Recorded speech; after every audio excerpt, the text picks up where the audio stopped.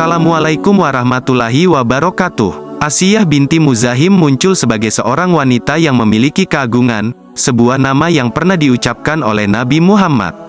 Menurut kisah, Asiyah adalah ibu angkat Nabi Musa dan juga istri Fir'aun.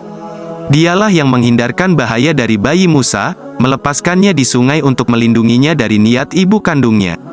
Nabi Muhammad menceritakan, di antara wanita-wanita mulia penghuni surga, 4 di antaranya, Maryam putri Imran, Fatimah putri Rasulullah, Khadijah putri Huwailid, dan Asiyah, istri Fir'aun.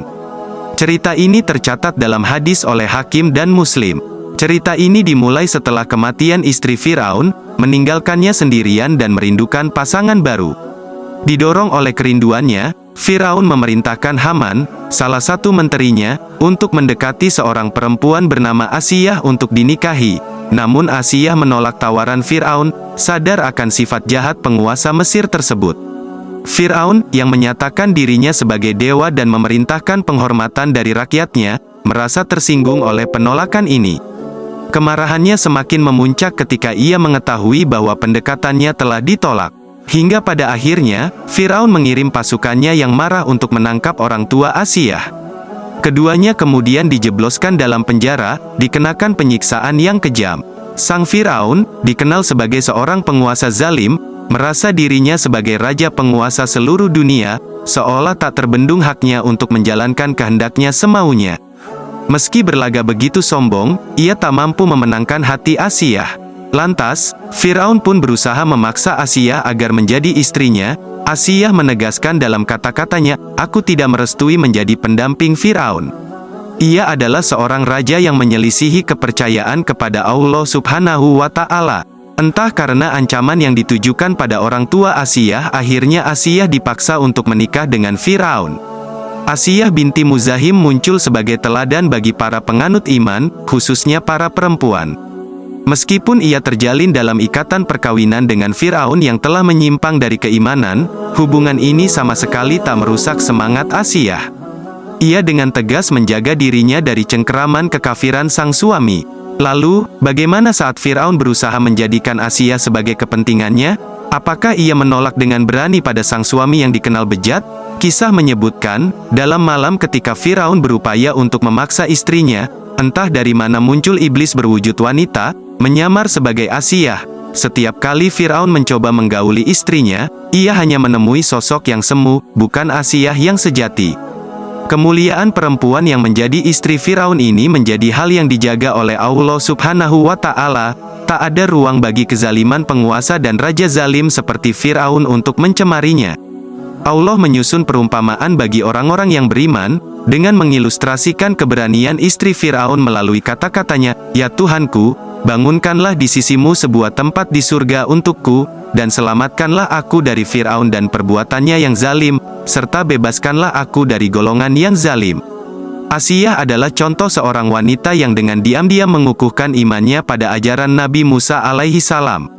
Asiyah, pribadi yang mencuri tatap hati, menyelipkan imannya dalam bayang-bayang Fir'aun.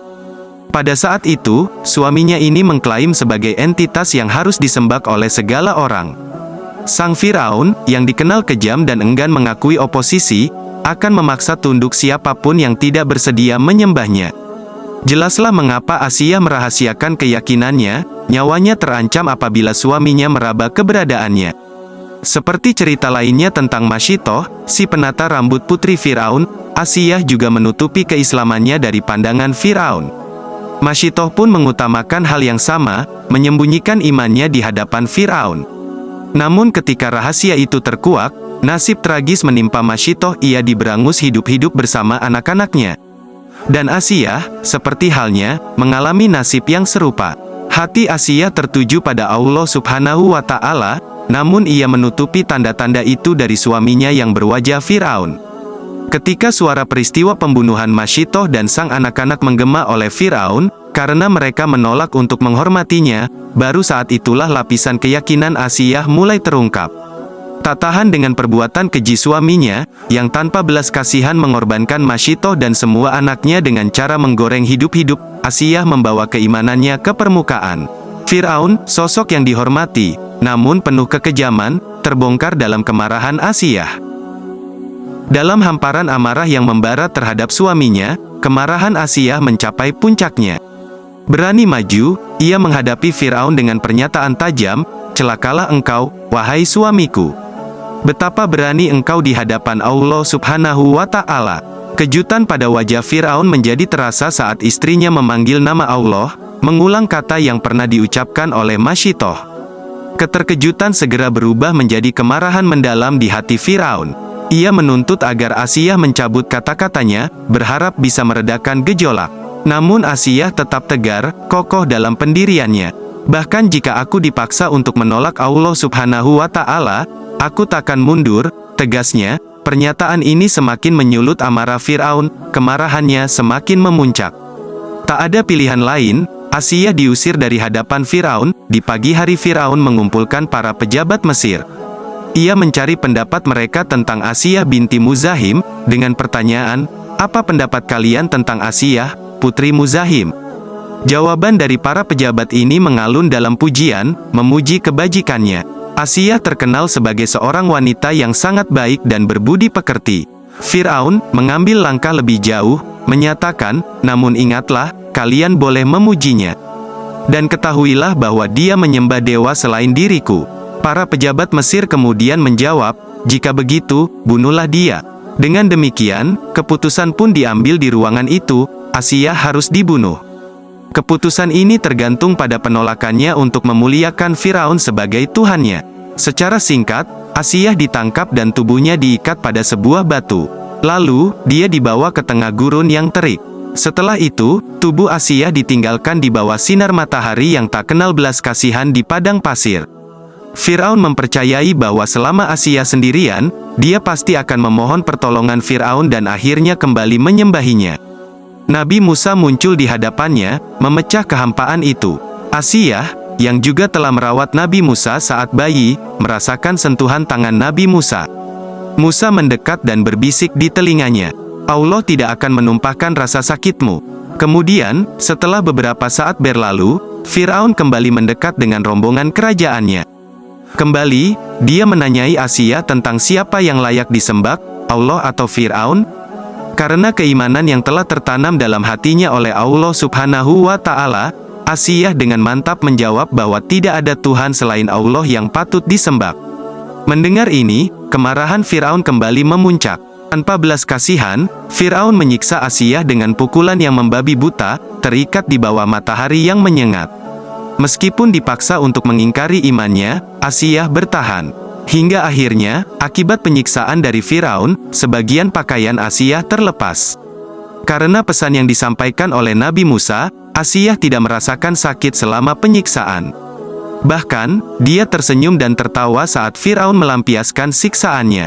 Saat Asiyah tertawa, Firaun semakin kehilangan kendali, semakin keras siksaan yang dia berikan. Dia mengeluh, "Lihatlah, dia tertawa sementara dia tengah disiksa." Ketika Firaun melampaui batas dan Asiyah tetap kokoh dalam keyakinannya, Firaun memutuskan membunuhnya. Mengetahui ajalnya semakin dekat, Asiyah mengangkat wajahnya ke langit, berdoa kepada Allah Subhanahu wa Ta'ala agar dibangunkan istana di surga baginya. Sesaat setelah berdoa, Allah Subhanahu wa Ta'ala dengan cepat mengabulkan permohonannya. Asiyah melihat istana yang dia minta dengan jelas. Dengan senyum di wajahnya, Asiyah menatap istananya yang indah.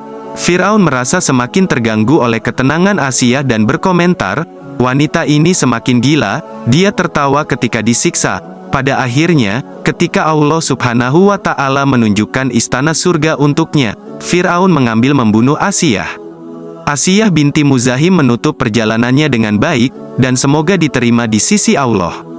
Itulah kisah mengenai Asiyah dan Firaun, semoga cerita ini memberikan manfaat. Wassalamualaikum warahmatullahi wabarakatuh.